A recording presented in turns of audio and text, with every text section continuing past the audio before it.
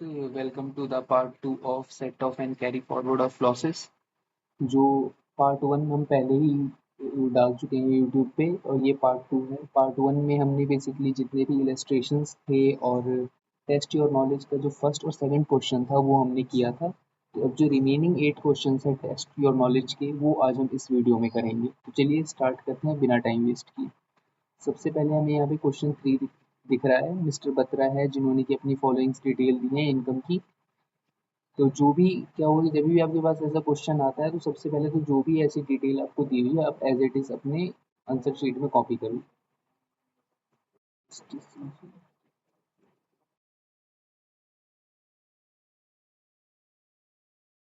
Speculative भी हमें यहाँ पे दिया हुआ है। स्पेकुलेटिव कितने 60,000 और एल टी सी जी है 30,000।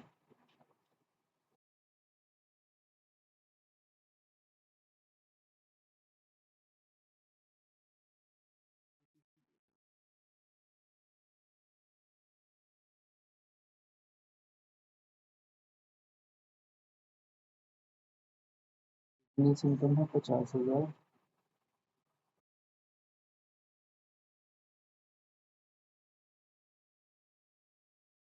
फिर है हमारा हॉर्स रेस से इनकम है 15,000।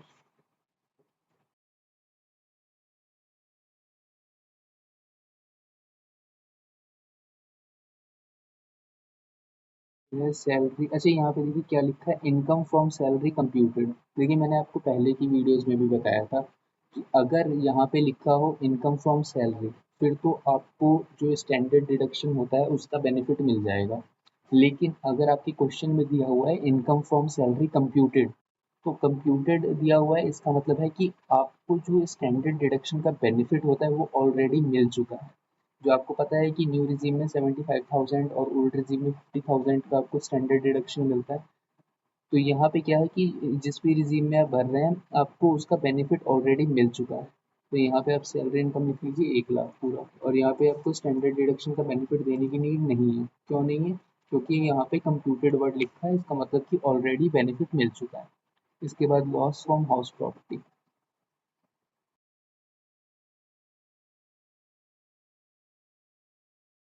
ये कितना था आपका ये 40,000। ऐसा कर लेते हैं जो लॉस वगैरह है इसको नेगेटिव में लिख लेते हैं।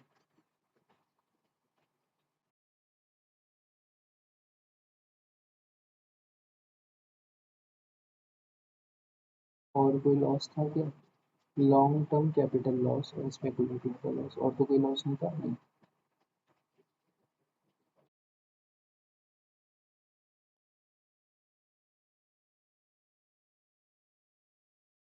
ये आपकी इनकम डिटेल्स दी हुई है। अब क्वेश्चन में आगे क्या दिया है? Following are the brought forward losses. जो एसएससी हैं हमारे मिस्टर बत्रा इनके पास कुछ ब्रॉड फॉरवर्ड लॉसेस भी हैं। हॉर्स रेस से कितना है 25,000 और बिजनेस से कितना है 60,000। कौन से असेसमेंट ईयर से? Assessment year 17-18।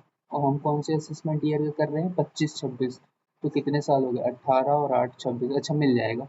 मिल जाएगा 1 साल और लेट होता तो नहीं मिलता लेकिन यहाँ पे मिल जाएगा। और यहाँ पे हमें ग्रॉस टोटल इनकम निकालनी है मिस्टर बत्रा की। और यहाँ पे क्या दिया हुआ है कि अगर उन्होंने शिफ्ट आउट किया है डिफॉल्ट टैक्स रिजीम से। डिफॉल्ट टैक्स रिजीम कौन सी रिजीम होगी? आपकी न्यू रिजीम। अगर इससे इन्होंने शिफ्ट आउट किया है दैट मीन्स कि he wants to file his ITR under the old tax regime. ये अपनी ओल्ड टैक्स रिजीम में अपनी आईटीआर फाइल करना चाह रहे हैं। तो यहाँ पे चलिए अब हम देख लेते हैं इनकी इनकम कैलकुलेट करते हैं। एस टी सी जी दिया हुआ है 1,40,000। ये किसी से एडजस्ट हो सकता है क्या? नहीं नहीं हो सकता। तो पूरी इनकम आप ले लीजिए। यहाँ पे मैं लिख देता हूँ इंफॉर्मेशन जो दी हुई थी हमें क्वेश्चन में। और ये हो गया हमारा टैक्सेबल। यहाँ पे लिख लेते हैं। बेटर रहेगा इसको इनकम लिख लेते हैं इसको टैक्सेबल लिख लेते हैं। स्पेकुलेटिव 60,000 का लॉस क्या अलाउ होगा? स्पेकुलेटिव इनकम कोई है हमारी? नहीं है तो नहीं होगा। एल टी सी जी है 30,000 और एल टी सी एल है 1 लाख। तो ये इससे पूरा एडजस्ट हो जाएगा। बाकी आपका 70,000 कैरी फॉरवर्ड हो जाएगा। बिजनेस इनकम है 50,000। बिजनेस इनकम का मेरे ख्याल से लॉस भी तो था कुछ 60,000। तो ये भी आपका पूरा का पूरा अलाउ हो जाएगा। हॉर्स रेस में 15,000 की इनकम है और कैरी फॉरवर्ड ऑफ लॉस था 25,000 आपका ये भी अलाउ हो जाएगा। सैलरी है 1 लाख और उसमें हाउस प्रॉपर्टी सैलरी की इनकम से हाउस प्रॉपर्टी का लॉस एडजस्ट हो जाता है, तो ये आपका हम इतना ले लेंगे 60,000 हो जाएगा। तो जो नेट टैक्सेबल इनकम बनेगी वो आपकी बन जाएगी 2 लाख रुपए। जो 2 लाख रुपए होगी वो आपकी नेट टैक्सेबल इनकम होगी। क्वेश्चन में कुछ और भी पूछा है क्या? ग्रॉस टोटल इनकम ही पूछा है मैं। अच्छा, also determines the losses eligible to be carried forward. जो लॉस कैरी फॉरवर्ड होंगे हमें वो भी बताना। जब लॉस कैरी फॉरवर्ड होंगे यहाँ पे हम कैरी फॉरवर्ड का बना लेते हैं। कैरी फॉरवर्ड कौन सा लॉस होगा? इसमें तो कुछ है नहीं। ये 60,000 आपका पूरा कैरी फॉरवर्ड हो जाएगा। यहाँ पे ये था, यहाँ पे आपका 1 लाख से 30,000 एडजस्ट हुआ था, तो ये 70,000 कैरी फॉरवर्ड हो जाएगा। फिर बिजनेस इनकम में भी कोई इन्फॉर्मेशन थी। बिजनेस इनकम में यहाँ पे आपका 60,000 का था, तो 50,000 हमने एडजस्ट कर लिया, बचा 10,000, लेकिन 10,000 लैप्स हो जाएगा, ये चीज़ ध्यान रखिएगा। क्योंकि देखिए 18 और 6 यहाँ पे 8 साल तक ही आप अपना बिजनेस लॉस कैरी फॉरवर्ड कर सकते हैं। अब क्योंकि इस साल तो आपने एडजस्ट कर लिया 50,000 की वजह से, लेकिन जो बाकी का 10,000 है आप उसको कैरी फॉरवर्ड नहीं कर सकते। क्यों नहीं कर सकते? क्योंकि वो 8 साल से ऊपर हो जाएगा, 9 साल हो जाएंगे, तो इसीलिए वो जो आपका 10,000 का था वो नुकसान हो गया, वो लैप्स हो गया। तो यहाँ पे भी आप कुछ कैरी फॉरवर्ड नहीं कर सकते। हॉर्स रेस में था, हॉर्स रेस में था हाँ, हॉर्स रेस में 10,000 आप कैरी फॉरवर्ड कर सकते हैं।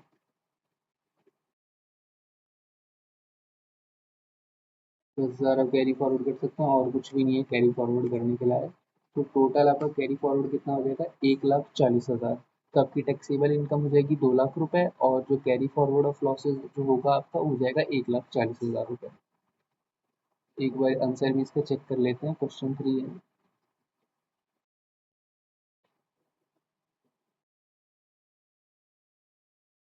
ये यहाँ पे देखिए सैलरी की इनकम दी हुई है, जिससे हाउस प्रॉपर्टी का लॉस एडजस्ट कर लिया 60,000, बिल्कुल ठीक है। फिर बिजनेस इनकम आपकी नील हो जाएगी, क्यों? क्योंकि आपका ब्रॉड फॉरवर्ड लॉस था, उससे एडजस्ट हो जाएगा। ऐसे ही आपकी रेस हॉर्स की इनकम भी नील हो जाएगी, लॉस से एडजस्ट हो गई। कैपिटल गेन भी आपका, कैपिटल गेन कैसे आ रहा है? अच्छा, capital gain short term capital gain, ठीक है ठीक है, बिल्कुल ठीक है। शॉर्ट टर्म कैपिटल गेन भी आएगा 1,40,000 का, लॉन्ग टर्म पूरा एडजस्ट हो जाएगा। अच्छा, एक चीज़ और, यहाँ पे हमने जो लॉन्ग टर्म कैपिटल लॉस था, इससे हमने शॉर्ट टर्म कैपिटल गेन की इनकम को एडजस्ट नहीं किया। क्यों? क्योंकि जो शॉर्ट टर्म कैप ये जो लॉन्ग टर्म कैपिटल लॉस होता है, ये सिर्फ एलटीसीजी से, यानी कि लॉन्ग टर्म कैपिटल गेन से ही एडजस्ट हो सकता है। तो अगर किसी को डाउट आ रहा है कि हमने इससे एडजस्ट क्यों नहीं किया, तो बता दूं कि जो लॉन्ग टर्म कैपिटल लॉस होता है वो सिर्फ और सिर्फ लॉन्ग टर्म कैपिटल गेन से ही एडजस्ट होता है, शॉर्ट टर्म कैपिटल गेन से एडजस्ट नहीं होता है। तो इसीलिए हमने इसको यहाँ पे एडजस्ट नहीं किया है। ये इनकम हमारी 2 लाख यहाँ पे भी है, और ये हमारा बिल्कुल परफेक्ट। इसके अलावा losses to be carry forward की डिटेल दी है। करंट ईयर लॉस आपका स्पेकुलेटिव बिजनेस का 60,000 हमने भी कैरी फॉरवर्ड किया है। फिर L T C L long term capital loss 70,000, और लॉस फ्रॉम रेस हॉर्सेज 10,000, ये हमने भी किया है। तो यानी कि आंसर हमारा बिल्कुल ठीक है। इसके अलावा और कोई इन्फॉर्मेशन दी है? तो यहाँ पे ये जो 10,000 रुपये एक्सपायर हुआ है उसके बारे में लिखा है कि अनअब्जॉर्ब बिजनेस लॉस है, वो सिर्फ 8 साल तक ही हम कैरी फॉरवर्ड कर सकते हैं, 8 असेसमेंट ईयर। तो बाकी का जो 10,000 है ये आपका लैप्स हो जाएगा। इसके अलावा ये हॉर्स रेस को हम 4 साल तक कर सकते हैं, तो अभी 4 साल क्योंकि पूरे हुए ही नहीं है, तो ये आगे भी कैरी फॉरवर्ड होता जाएगा। ये यहाँ पे हमारा थर्ड क्वेश्चन खत्म हो गया है, अब चलते हैं फोर्थ क्वेश्चन की ओर।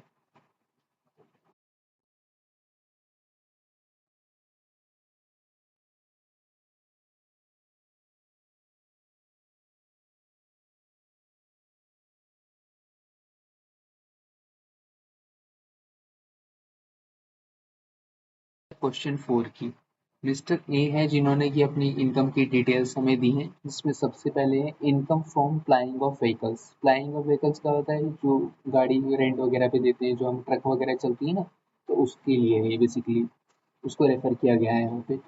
Computed as per book 3,20,000। He owned 5 light vehicles throughout the year. देखिए ये जो क्वेश्चन है, क्वेश्चन नंबर 4, ये बहुत ही इंपॉर्टेंट क्वेश्चन है और बहुत ही अच्छा क्वेश्चन है। इस क्वेश्चन को आप सबको बहुत ही अच्छे से देखना है, क्योंकि क्या हो रहा है यहाँ पे आपका सेक्शन 44 ए ई अप्लीकेबल हो रहा है। जो भी व्हीकल्स, जो फ्लाइंग ऑफ व्हीकल्स या ट्रांसपोर्टेशन वगैरह के लिए जो होता है, इन पे सेक्शन 44 ए लगता है। और इसमें क्या होता है, दो चीज़ें होती हैं, या तो लाइट व्हीकल्स होते हैं या तो हैवी व्हीकल्स होता है। जो इसकी टैक्सेबिलिटी होती है ये बाकी चीज़ों से बिल्कुल अलग होती है। तो इसका कॉन्सेप्ट क्या होता है मैं आपको इधर बता देता हूँ।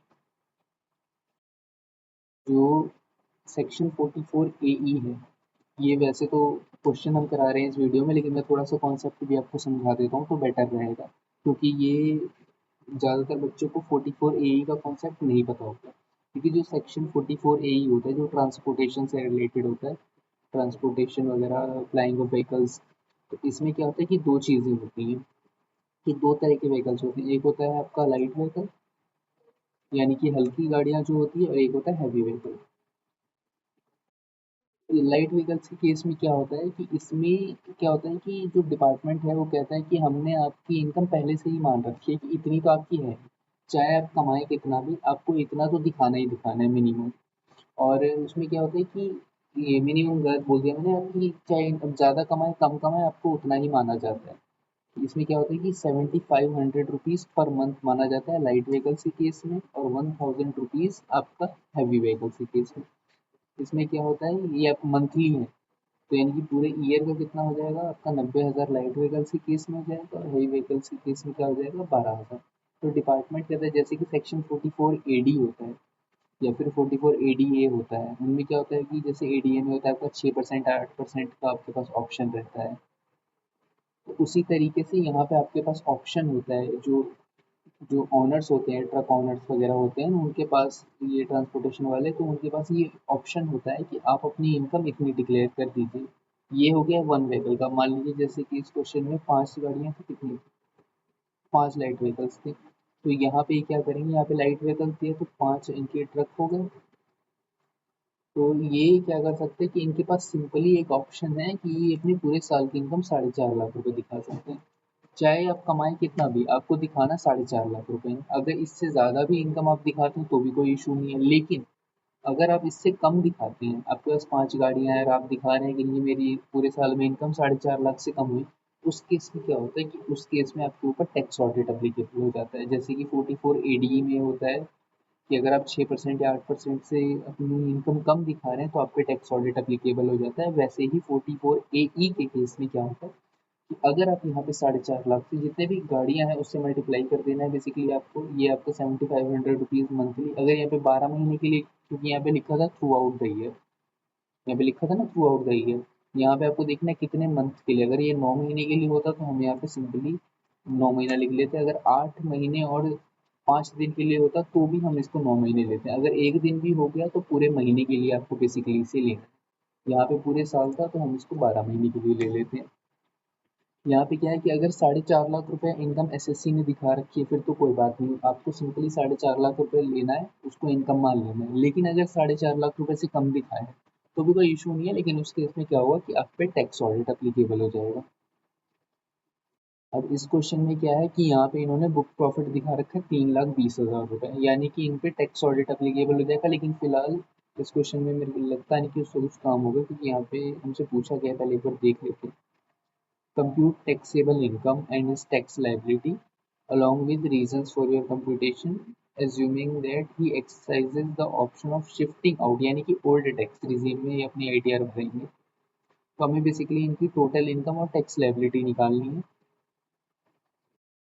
तो चलिए बिना टाइम वेस्ट किए निकालते हैं। इसमें टैक्स ऑडिट आप बेसिकली आपको लिखना पड़ेगा, जो नोट वगैरह आप देंगे आंसर का, उसमें आपको लिखना पड़ेगा कि क्योंकि यहाँ पे इनकम जो इन्होंने दिखाई है ऐसा नहीं कि वो दिखा नहीं सकते, दिखा सकते हैं, बस उसमें उनका टैक्स ऑडिट एप्लीकेबल हो जाएगा। तो ये नीचे सॉल्व कर लेते हैं। सबसे पहले क्या था, इनकम फ्रॉम व्हीकल्स,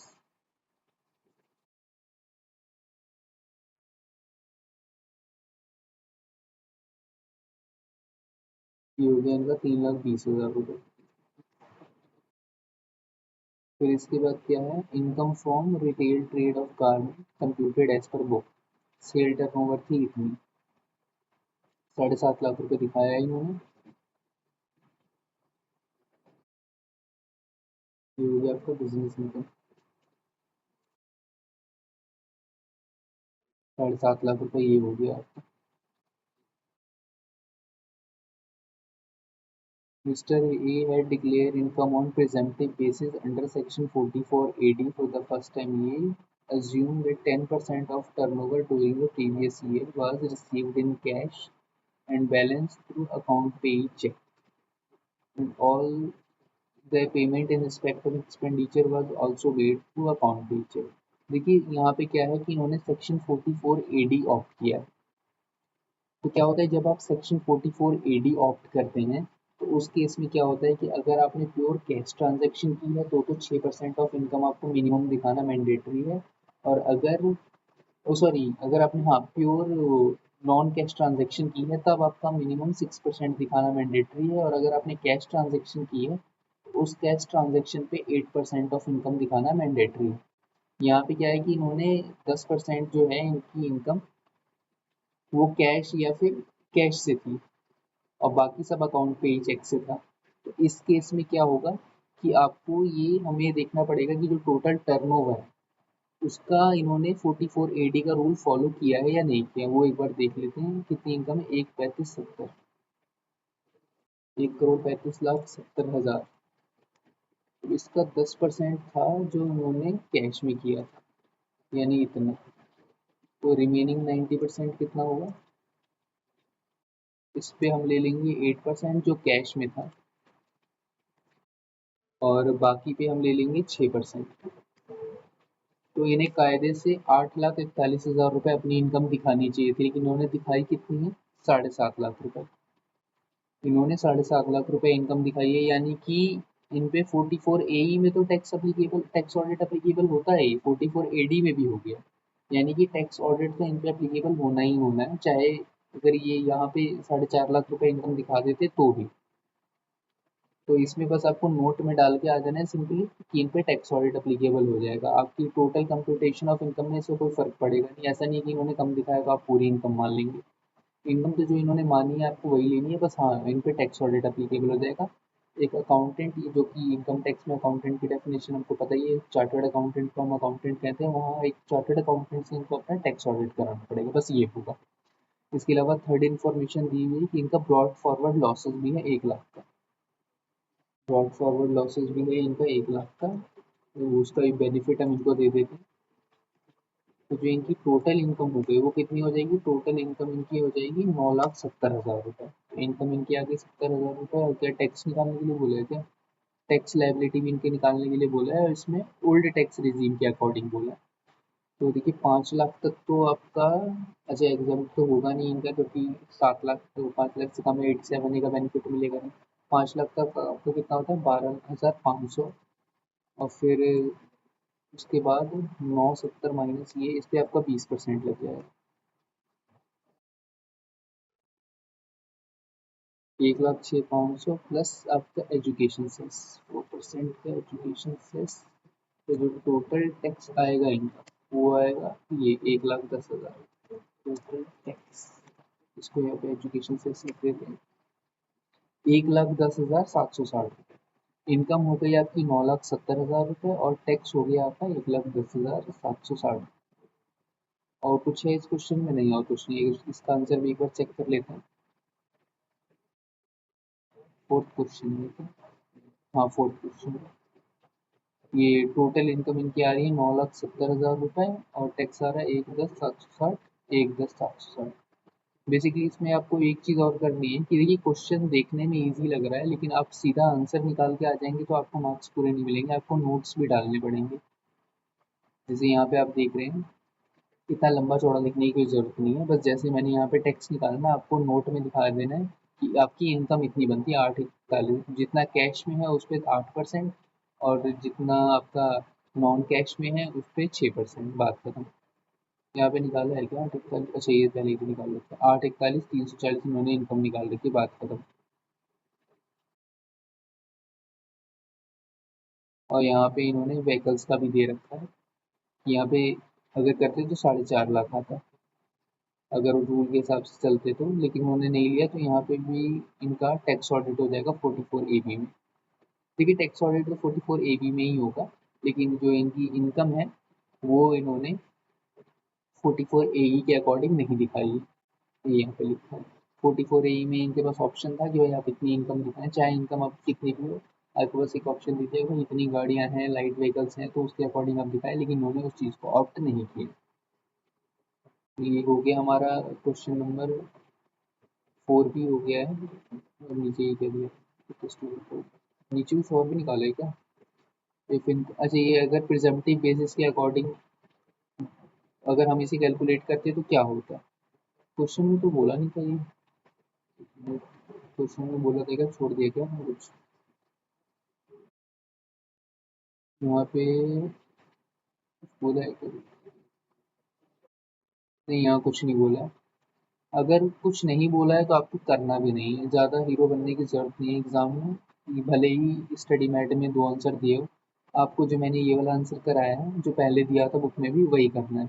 अगर वहाँ पे कुछ नहीं लिखा तो सिंपली जो रूल है नॉर्मल आप वो फॉलो कीजिए, ठीक है? तो दूसरे वाले आंसर को इग्नोर कीजिए। अगर इसमें दिया होता है स्पेसिफिकली कि प्रिजम्पटिव बेसिस के अकॉर्डिंग करना है, तब आप उसको करते हैं। तो यहाँ पे हमारा क्वेश्चन नंबर 4 भी हो गया फिनिश। अब आ जाते हैं क्वेश्चन 5। मिस्टर आदित्य हैं जिनकी इनकम की डिटेल्स हमें दी हुई है। यहाँ पे देखते हैं इस क्वेश्चन में बेसिकली हमें निकालना क्या है। Compute the total income of mister Aditya and show the items eligible for carry forward.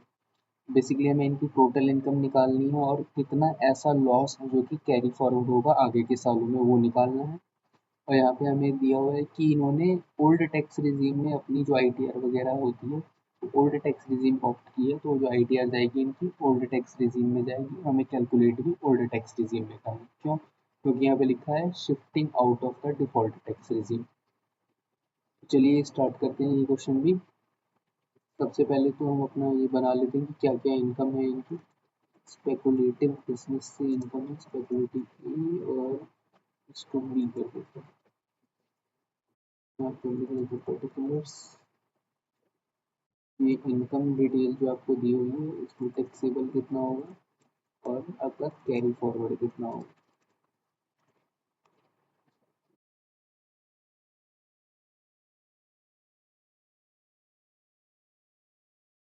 Loss है आपका 25,000 और इनकम है 5,000। लॉस हो जाएगा आपको 25,000 और इनकम हो जाएगी आपकी 5,000।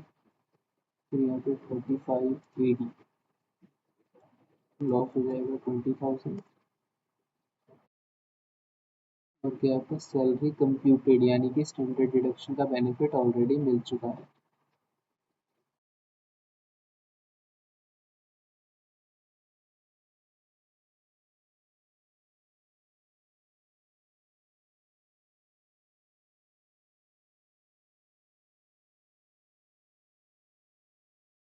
प्रॉफिट आएगा फिर बिजनेस से 45,000।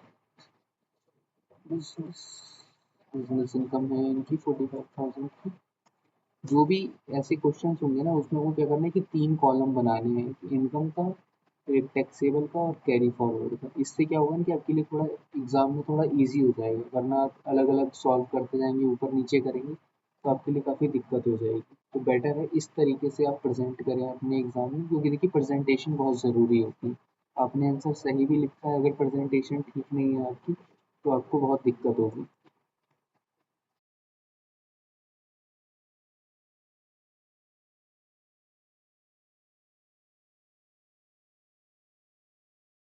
ये हमें इनकम की डिटेल्स दी हुई हैं। ये तो इनकी टोटल इनकम है। अब इसमें से हमें देखना है कि टैक्सेबल कितना है। देखिए स्पेकुलेटिव बिजनेस से स्पेकुलेटिव लॉस जो होता है वो स्पेकुलेटिव इनकम से ही एडजस्ट होता है। तो यहाँ पे इनकम हमें कितना है, 25,000 और 5,000 दिया हुआ है, तो यानी कि ये पूरा एडजस्ट हो जाएगा। तो इनकम जो होगी वो ज़ीरो ज़ीरो हो जाएगी। तो जो कैरी फॉरवर्ड होगा आपका वो हो जाएगा 25 - 5, यानी कि 20,000 का आपका कैरी फॉरवर्ड हो जाएगा। स्पेसिफाइड बिजनेस यानी कि 3580 स्पेसिफाइड बिजनेस का जो लॉस है, उसमें हमारी स्पेसिफाइड बिजनेस से ही, क्योंकि वो एडजस्ट होगा तो वैसे कोई इनकम तो है नहीं, यानी कि इसमें इनकम जीरो मानेंगे और ये लॉस पूरा का कैरी फॉरवर्ड हो जाएगा। सैलरी 3 लाख का है और हाउस प्रॉपर्टी की ये, अच्छा हाउस प्रॉपर्टी में लॉस, हाउस प्रॉपर्टी में लॉस आपको कितना अलाउ होता है, सिर्फ 2 लाख। तो यहाँ पे क्या होगा, ये माइनस आप 2 लाख कर दीजिए, कितना आपका वो हो जाएगा, इनकम टैक्सेबल इनकम 1 लाख। क्योंकि देखिए जो हाउस प्रॉपर्टी का लॉस होता है ना वो सैलरी इनकम से अलाउेबल होता है, उससे एडजस्ट हो जाता है आपका।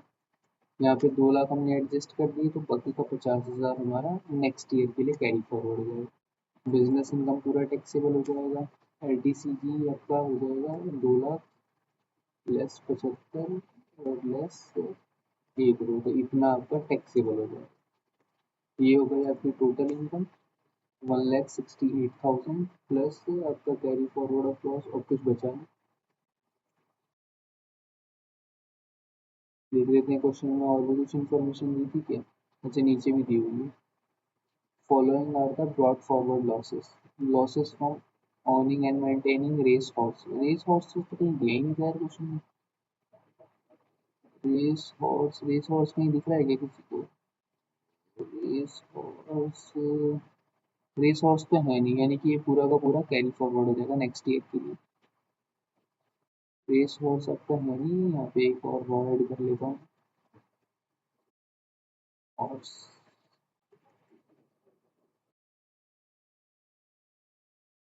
फिक्सेबल कुछ नहीं, 2,000 का लॉस आपका कैरी फॉरवर्ड हो जाएगा।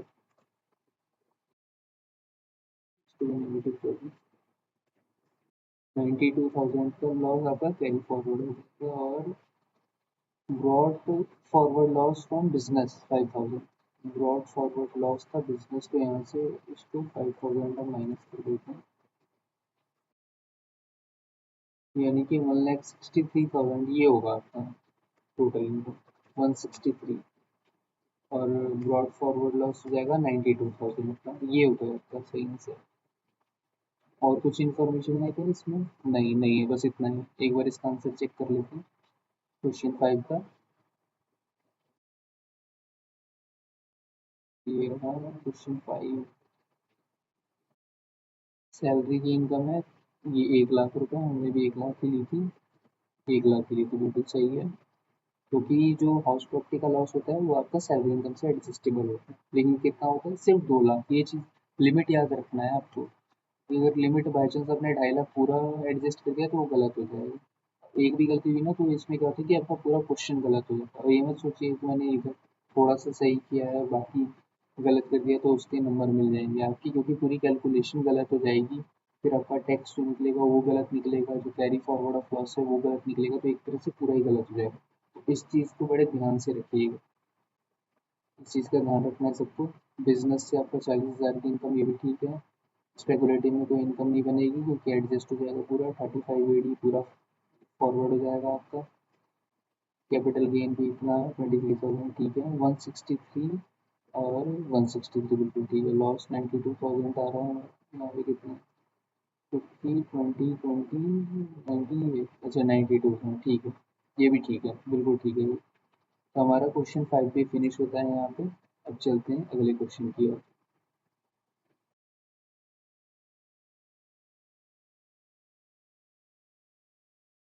क्वेश्चन 6, मिस्टर गर्ग तो बनिया बॉय।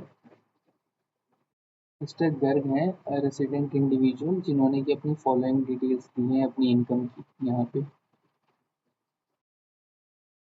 और अनएब्जॉर्ब डेप्रिसिएशन की और ब्रॉड फॉरवर्ड लॉसेस की भी डिटेल है। इस क्वेश्चन में हमें निकालना क्या है बेसिकली, इनका ग्रॉस टोटल इनकम निकालना है AY 25-26 के लिए। और कोई अगर लॉस वगैरह है तो उसको कैरी फॉरवर्ड किया जाएगा या नहीं वो भी हमें बताना है। चलिए स्टार्ट करते हैं।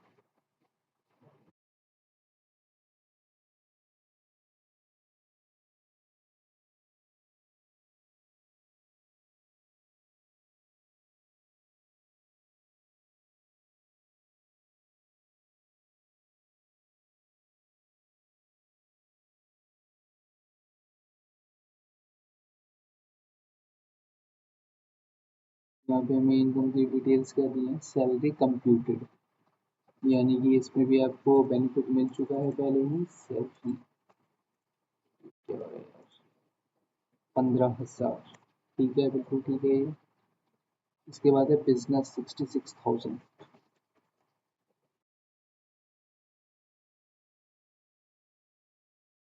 फिर आ जाता है capital gain. Capital gain long term था शॉर्ट टर्म था, LTC।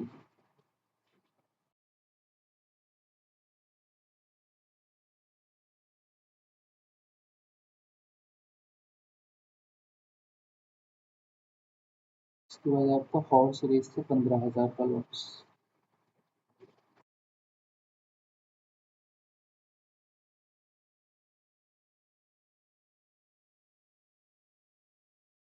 फिर लॉस फ्रॉम गैम्बलिंग।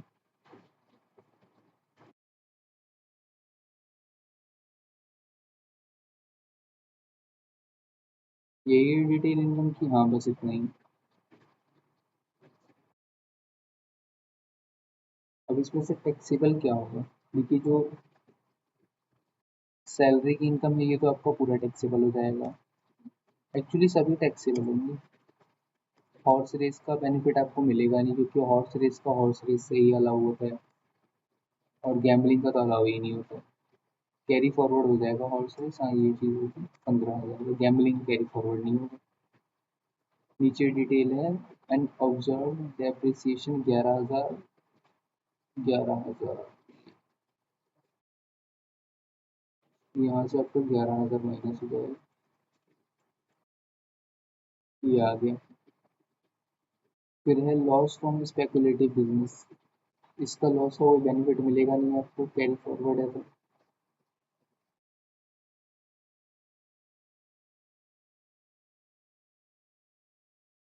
उसके बाद है short term capital loss. Short term capital loss होता है कि लॉन्ग टर्म कैपिटल लॉस जो होता है वो तो इसी से एडजस्ट होता है, लॉन्ग टर्म कैपिटल गेन से। लेकिन जो शॉर्ट टर्म कैपिटल लॉस होता है वो लॉन्ग टर्म से भी होता है, शॉर्ट टर्म से भी। तो यहाँ पे आपको बेनिफिट मिल जाएगा 9,800 का। यानी कि जो आपकी इनकम हो जाएगी वो कितनी हो जाएगी, 71,000 रुपीज़, और लॉस कैरी फॉरवर्ड कितना होगा, सिर्फ 15। और तो मेरे, अच्छा नहीं, स्पेकुलेटिव का भी तो है।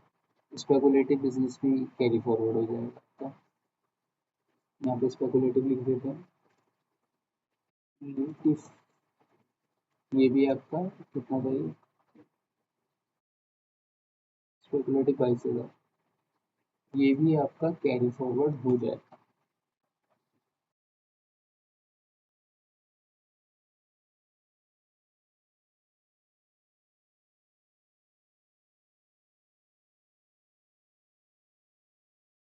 तो जो टोटल इनकम बनी, टैक्सेबल इनकम आपकी, वो बन गई 71,000, और कैरी फॉरवर्ड ऑफ लॉस कितना बना आपका, 37,000 का।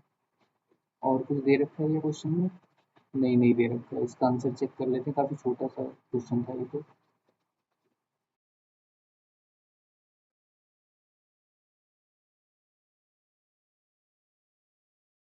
इनकम आपका इतना हो गया 71,000, बिल्कुल ठीक है। और लॉस क्या हो गया, 22। और ये ठीक है, ये क्वेश्चन भी ठीक है हमारा। छोटा सा ही था ये तो क्वेश्चन का। ये हमारा क्वेश्चन नंबर 6 भी खत्म होता है यहाँ पे। क्वेश्चन 6 भी हमारा डन है। Question 7, the following are the details relating to mister Srivatsan, a resident Indian aged 57। तो ये कोई मिस्टर श्रीवत्सन है जिनकी डिटेल्स हमें इनकम की यहाँ पे दी गई हैं। और यहाँ पे भी हमें वैसे ही टोटल इनकम ही निकालना होगा, आई थिंक। हाँ, टोटल इनकम निकालना है और वही कैरी फॉरवर्ड ऑफ लॉस, कितना लॉस जो है कि आगे कैरी फॉरवर्ड हुआ है वो निकालना है। और इन्होंने ओल्ड टैक्स रिजीम में अपनी आईटीआर भरने का डिसीजन लिया है क्योंकि shifting out of default tax regime हमें क्वेश्चन में डिटेल दी हुई है। तो हमें बेसिकली ओल्ड टैक्स रिजीम के अकॉर्डिंग इस क्वेश्चन में भी निकालना है। तो इनका भी स्टार्ट करते हैं सॉल्यूशन करना, इस क्वेश्चन का। इनका सॉल्यूशन तो क्या ही करेंगे, क्वेश्चन का सॉल्यूशन करते हैं। पर्टिकुलर्स आपका हो जाएगा यहाँ पे, इनकम जो हमें दी हुई है टैक्सेबल, और यहाँ पे कैरी फॉरवर्ड।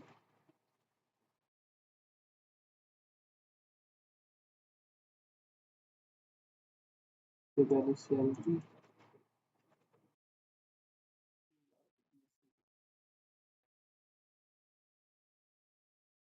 कंप्यूटेड है तो इसीलिए हम रिडक्शन अलग से माइनस नहीं करेंगे। फिर है हाउस प्रॉपर्टी और ग्रोथ बिजनेस।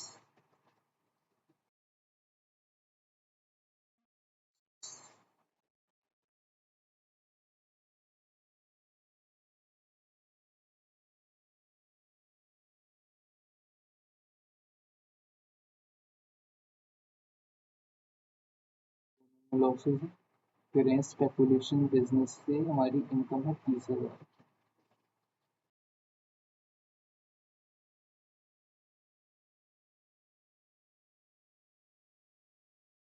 उसके बाद दिया है स्पेसिफाइड लॉस 3580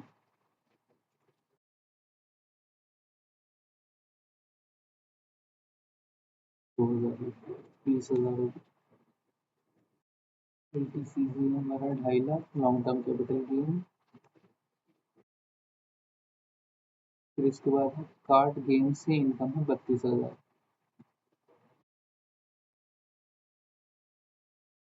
इनकम की लॉस था, लॉस है 32,000 का लॉस है। वैसे किसी काम का लॉस होता नहीं है, बस क्वेश्चन में दे दिया गया है, इससे कोई बेनिफिट मिलता नहीं। इनकम फ्रॉम बैटिंग खाली जुआरी आदमी की दे दी है यहाँ पे हमें डिटेल्स। सारे गलत काम कर करके इनकम कमाए हैं जिसने 45,000 की। ये तो हो गई इनकम हमारी। इसके बाद अलावा एक और डिटेल दी हुई है लाइफ इंश्योरेंस प्रीमियम पेड। तो इसका तो इनको बेनिफिट मिल जाएगा एटीसी में 45,000 पूरे का, क्योंकि इन्होंने ओल्ड टैक्स रिजीम में भरा है। न्यू में भरते तो नहीं मिलता, लेकिन ओल्ड में भरा है तो मिल जाएगा। क्योंकि 10% ऑफ कैपिटल सम एश्योर्ड भी है, हमने अदर सोर्सेज के चैप्टर में पढ़ा भी था ये, तो अगर 10% है तो आपको बेनिफिट मिल जाएगा। यहाँ पे टैक्सेबल निकाल लेते हैं। ये आपका 2,20,000 और 1,90,000 एडजस्ट हो जाएगा आपस में। कैरी फॉरवर्ड कुछ होगा नहीं। बिजनेस लॉस है 2,40। तो और स्पेकुलेशन इनकम है आपकी 30,000। तो देखिए, जो स्पेकुलेशन बिजनेस का लॉस होता है वो कभी भी आपका नॉर्मल बिजनेस के प्रॉफिट से एडजस्ट नहीं होता, लेकिन जो नॉर्मल प्रॉफिट का जो लॉस होता है वो स्पेकुलेशन इनकम से एडजस्ट हो जाता है। तो यहाँ पे क्या होगा कि 30,000 पूरा आपका एडजस्ट हो जाएगा। 3580 कुछ एडजस्ट नहीं होगा, ये पूरा का पूरा आपका कैरी फॉरवर्ड हो जाएगा। LTCG है 2.5 लाख। और यहाँ पे क्या था कि 2,10 हमने 30,000 तो एडजस्ट कर लिया था, 2,10 बचा है हमारा। तो वो भी आपका करंट ईयर में, जो करंट ईयर का है तो एडजस्ट हो जाएगा, करंट ईयर का नहीं होता तो एडजस्ट नहीं होता। कार्ड से जो इनकम आई है ये लॉस कुछ मिलेगा नहीं, ना ही कैरी फॉरवर्ड होगा। बेटिंग की इनकम है ये पूरे का पूरा आपका टैक्सेबल हो जाएगा। तो जो टोटल इनकम बनी है आपकी बन गई 1,15,000, और लॉस जो कैरी फॉरवर्ड हुआ वो हुआ 20,000। देखिए, जो कार्ड, जो इस तरह की चीज़ें होती हैं, कार्ड से इनकम हो गई, बैटिंग से इनकम हो गई, जुआ वगैरह खेलने वाली इनकम होती है, तो इनका आपको लॉस से कोई बेनिफिट नहीं मिलता, ना ही ये एडजस्ट होते हैं, ना ही ये कैरी फॉरवर्ड होते हैं। ठीक है, तो ये एक तरह से पैसा अगर आपने कुछ गवाया तो गवाया, इनकम टैक्स आपको कोई बेनिफिट नहीं देने वाला। वो ऐसा नहीं गवर्नमेंट कहेगी कि हाँ आप जुआ खेलिए, हम उसको प्रमोट नहीं करने वाले। तो ये चीज़ जो 32,000 का लॉस है ये का है, तो ये कैरी फॉरवर्ड भी नहीं होगा, तो इस चीज़ का ध्यान रखना है आपको। इसके अलावा कुछ पिछले साल का लॉस कैरी फॉरवर्ड है क्या? नहीं, कुछ नहीं है, बस एक ये है लाइफ इंश्योरेंस प्रीमियम पे 45,000 है, तो इसका 45,000 का यहाँ पे डिडक्शन किया जाएगा। डिडक्शन नहीं, 1 मिनट, 45,000 का पूरा कैसे मिलेगा ये? जो एटीसी में मिल रहा है ना हमें, तो एटीसी में जो लिमिट होती है, एटीसी की लिमिट क्या होती है? 1.5 लाख रुपये, 45,000 यहाँ पे दिया है। तो एटीसी से क्या होता है कि बैटिंग वाली इनकम एक तो हमारा अलाउेबल नहीं होता है, इसमें से हमें बैटिंग वाला माइनस कर देते हैं। और कैपिटल गेन भी हमें अलाउ नहीं होता, ना short term capital gain allow होता है, ना long term capital gain allow होता है एटीसी में। तो यहाँ पे हमें सिर्फ 30,000 ही अलाउ होगा, सिर्फ 30,000 रुपये ही अलाउ होगा। तो जो हमारी इनकम बनी, नेट इनकम बनी, वो बन गई 85,000, और लॉस जो कैरी फॉरवर्ड होगा वो बन गया 20,000। ये 30,000 तक ही अलाउ होगा। क्यों अलाउ होगा? क्योंकि जो एटीसी होता है वो, इसमें जो बैटिंग वगैरह से इनकम होती है वो, और एलटीसीजी वगैरह होती है, एलटीसीजी हो या फिर एसटीसीजी हो, कभी भी आपको उसमें आपको एटीसी का जो बेनिफिट होता है वो नहीं मिलेगा डिडक्शन का। एक बार इसका आंसर भी चेक कर लेते हैं फटाफट। क्वेश्चन 7,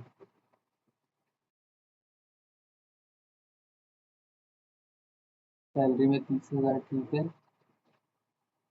टोटल इनकम आ गई आपकी 85,000। 1,15 माइनस 30 85, 1,15 माइनस 30 85, ठीक है। लॉस कितना कैरी फॉरवर्ड किया इन्होंने?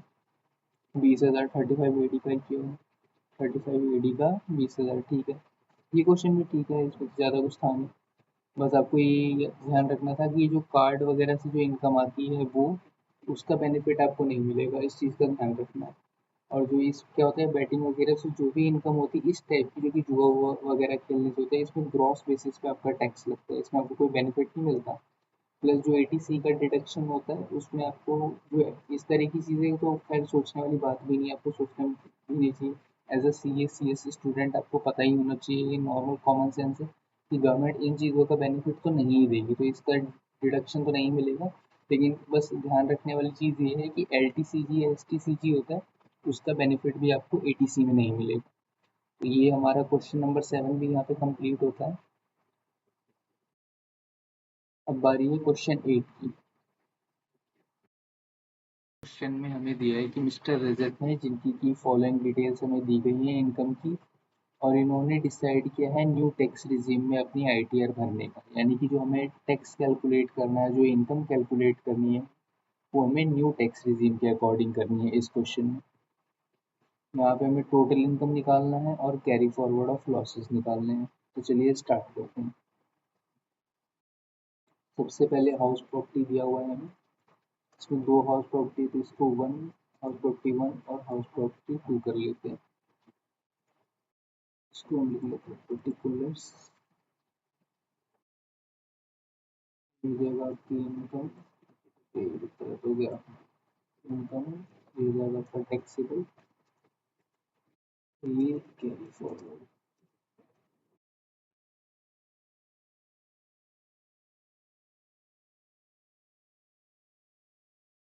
हाउस प्रॉपर्टी की इनकम कितनी, 72 और 30।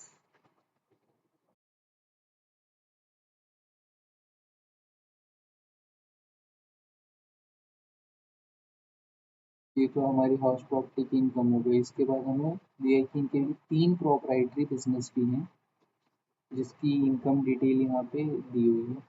पहला आ गया टेक्सटाइल।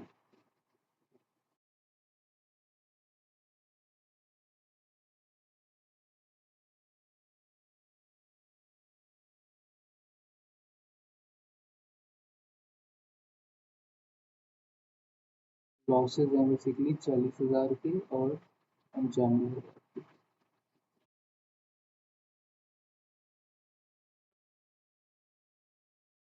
टेक्सटाइल बिजनेस में तो लॉस है। उसके केमिकल बिजनेस, इसमें भी 35,000, अच्छा इसमें रिकवरी है। इनकम केमिकल लिख, यहाँ पे इनकम है 35,000 की। उसके बाद है ब्रॉड फॉरवर्ड लॉस भी है 50,000 का, चाहिए भी ब्रॉड फॉरवर्ड लॉस 50,000 का, ये हो गया आपका। फिर लेदर बिजनेस से 1 लाख का प्रॉफिट।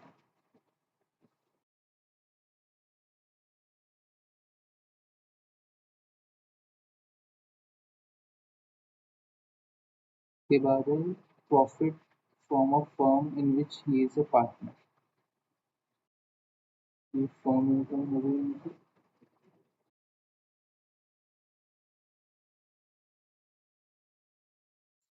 क्या क्या दिया है, शॉर्ट टर्म कैपिटल गेन और long term capital loss.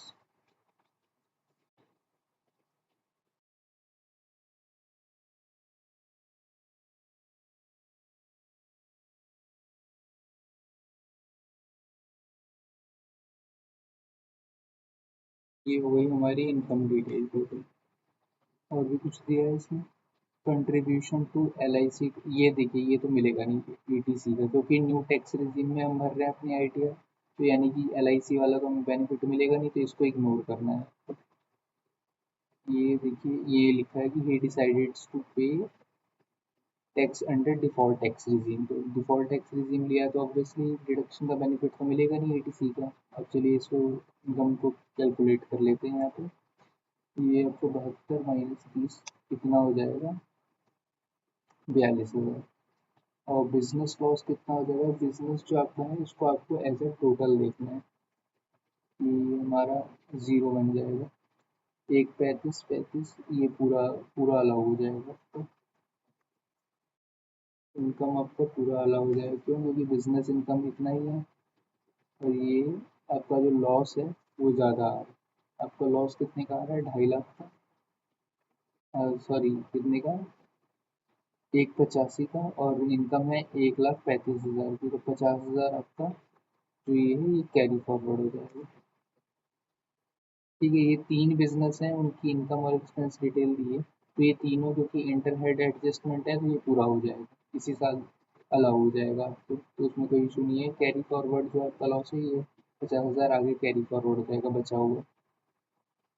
Firm से जो इनकम मिली है वो एग्जेम्प्ट होती है section 2 section 10 sub section 2A में, तो वो भी आपका टैक्सेबल नहीं होगा। STCG आपका पूरा टैक्सेबल हो जाएगा। और लॉन्ग टर्म कैपिटल लॉस, तो ये क्या होता है, जो शॉर्ट टर्म कैपिटल लॉस होता है वो तो लॉन्ग टर्म कैपिटल गेन से एडजस्ट हो जाता है, लेकिन जो लॉन्ग टर्म कैपिटल लॉस होता है वो शॉर्ट टर्म कैपिटल गेन से एडजस्ट नहीं होता, तो ये भी आपका कैरी फॉरवर्ड हो जाएगा पूरा का पूरा। आपकी जो इनकम बनेगी वो कितनी बन जाएगी, वो बन जाएगी 1,02,000।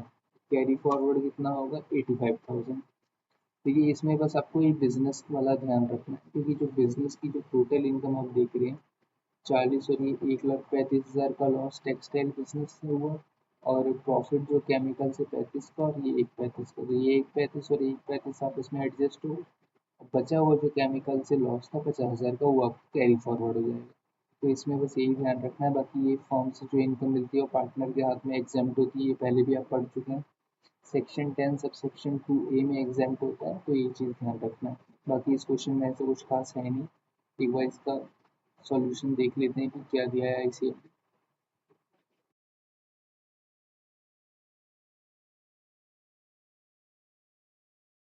सेम ही लग रहा है, 1,02,000 हमने कितनी इनकम निकाली थी, एक दो में, यहाँ पे भी एक दो ही आ रहा है, वही सेम चीज़। टोटल इनकम 1,02,000 और कैरी फॉरवर्ड 50 और 35, 50 35, ठीक है। तो ये सेक्शन 10 सब सेक्शन 2A में एग्जाम्प्ट है, ठीक है। तो यहाँ पे हमारा क्वेश्चन 8 भी कंप्लीट होता है।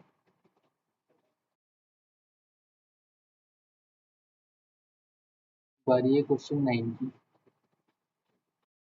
क्वेश्चन 9, मिस गीता है एक रेसिडेंट इंडिविजुअल जिनकी की इनकम डिटेल्स हमें यहाँ पर दी होगी। इस क्वेश्चन में हमें क्या करना है, बेसिकली यहाँ पे हमें ग्रॉस टोटल इनकम निकालनी है मिस गीता की फॉर AY 25-26, और बताना है कि कितना लॉस ऐसा है जो कि वो अपने नेक्स्ट ईयर्स में कैरी फॉरवर्ड करेंगी। तो इसको भी हम स्टार्ट करते हैं। सबसे पहले हमें दिया हुआ है salary income as a partner from partnership firm.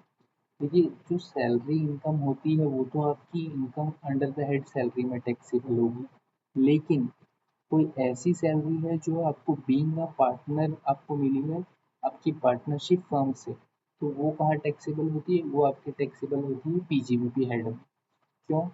क्योंकि देखिए क्या होता है कि जिस पार्टनरशिप फर्म में आप पार्टनर हैं तो वहाँ पे एक तरह से आप ऑनर हो गए, एज अ ऑनर तो आप सैलरी लेंगे ही नहीं, तो वो जो इनकम होगी आपकी वो कहाँ टैक्सेबल होगी, वो PGBP हेड में टैक्सेबल होगी, तो उसको भी बना लेते हैं यहाँ पे।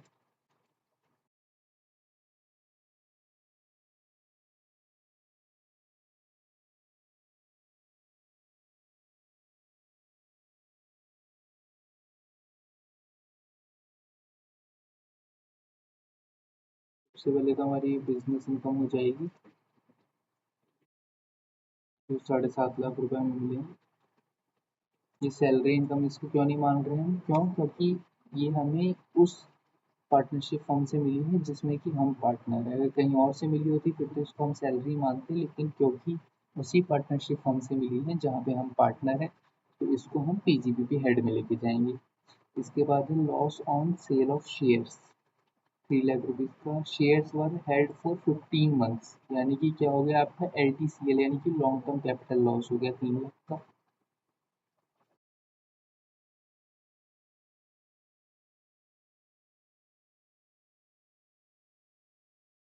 उसके बाद है आपका लॉन्ग टर्म कैपिटल गेन भी दिया गया है यहाँ पे 5 लाख रुपए का।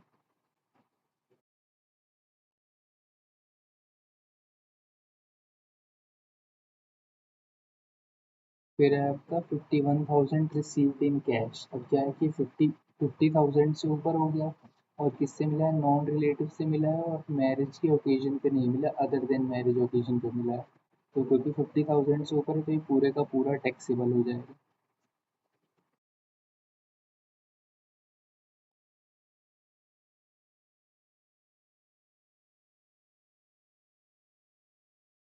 उसके बाद है डिविडेंड इनकम है 55,000 की।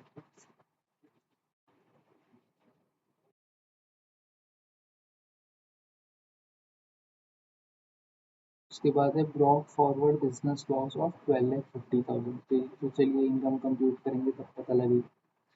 जो बिजनेस है यहाँ पे इनकम है 7.5 लाख और ब्रॉड फॉरवर्ड लॉस है आपका 12.5 लाख का, तो ये तो पूरा जीरो हो जाएगा।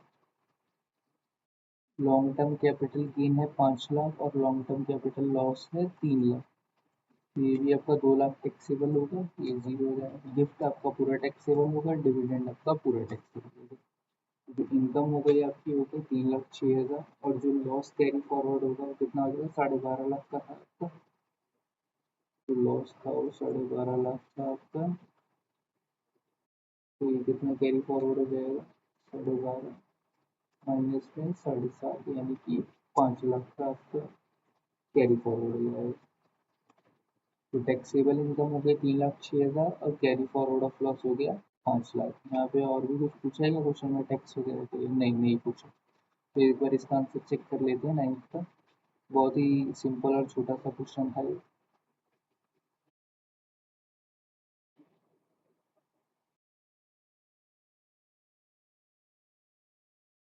ये में दिया हुआ है 7.5 लाख पूरा एडजस्ट हो गया, यहाँ पे 3 लाख एडजस्ट, 3,06,000 की ग्रॉस टोटल इनकम होगी और ये 5 लाख कैरी फॉरवर्ड कर लिया।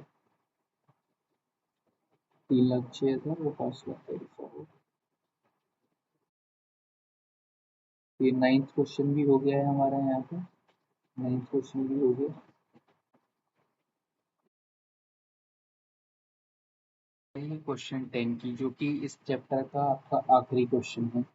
मिस्टर पी एक रेसिडेंट इंडिविजुअल है जिनकी की इनकम डिटेल्स हमें दी हुई है यहाँ पे, और कुछ अनएब्सॉर्ब डेप्रिसिएशन और लॉसेस भी हैं जो जिसकी डिटेल भी हमें इस क्वेश्चन में दी है। यहाँ पे बेसिकली हमें ग्रॉस टोटल इनकम निकालनी है और कितना लॉस ऐसा है जो कि वो नेक्स्ट ईयर कैरी फॉरवर्ड करेंगे। तो ये क्वेश्चन का सॉल्यूशन भी स्टार्ट करते हैं।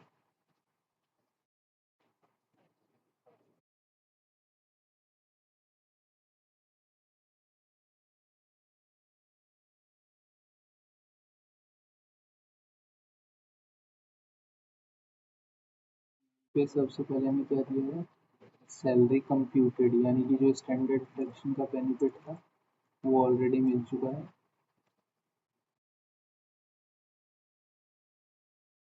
फिर उसके बाद NAV, house property, NAV.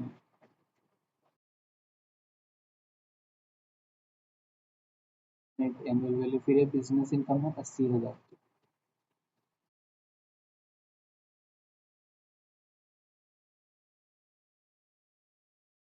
Business income 80,000 आ गया। फिर है इनकम फ्रॉम स्पेकुलेटिव 12,000।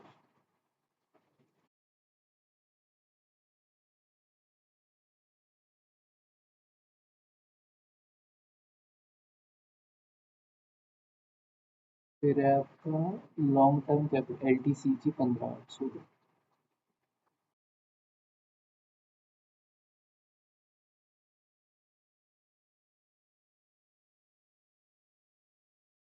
और सीरीज कितना है? 9,000 का लॉस है। फिर है आपका लॉस ऑन गैम्बलिंग 8,000।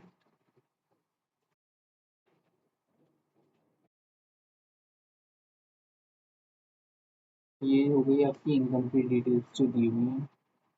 अब इसमें आपका टैक्सेबल क्या होगा? सैलरी आपका पूरा टैक्सेबल हो जाएगा। एनएवी का 30% आपको मिल जाता है benefit section 24 sub section A में। तो कितना टैक्सेबल होगा? सिर्फ 70%। बिजनेस इनकम आपका पूरा यहाँ पे टैक्सेबल होगा, स्पेकुलेटिव भी पूरा टैक्सेबल होगा, LTCG भी पूरा टैक्सेबल होगा। हॉर्स रेस आपका कुछ बेनिफिट मिलेगा नहीं क्योंकि हॉर्स रेस वाली कोई इनकम है नहीं। गैम्बलिंग आपको कुछ मिलेगा नहीं। हॉर्स रेस आपका कैरी फॉरवर्ड हो जाएगा।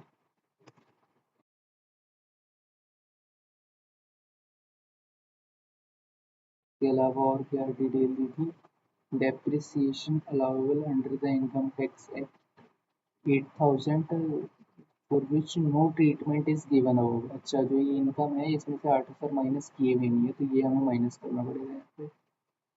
जो डेप्रिसिएशन है वो हमें माइनस करना पड़ेगा 8000 का, क्योंकि ये पहले से डिडक्टेड नहीं है, तो यानी उसको हमें डिडक्ट करना पड़ेगा। इसके बाद आता है अनअब्जॉर्ब डेप्रिसिएशन 9000, ये भी माइनस होगा।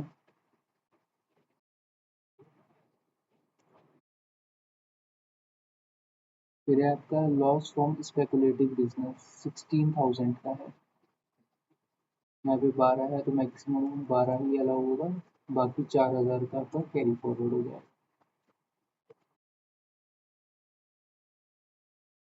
फिर है शॉर्ट टर्म कैपिटल लॉस।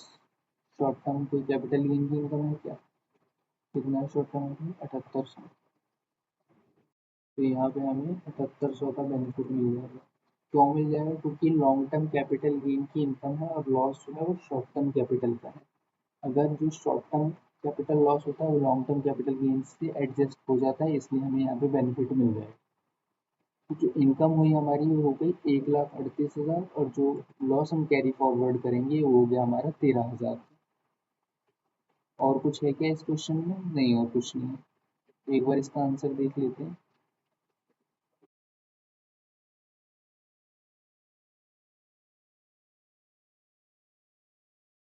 1,38,000, 1,38,000, और लॉस कितना कैरी फॉरवर्ड किया?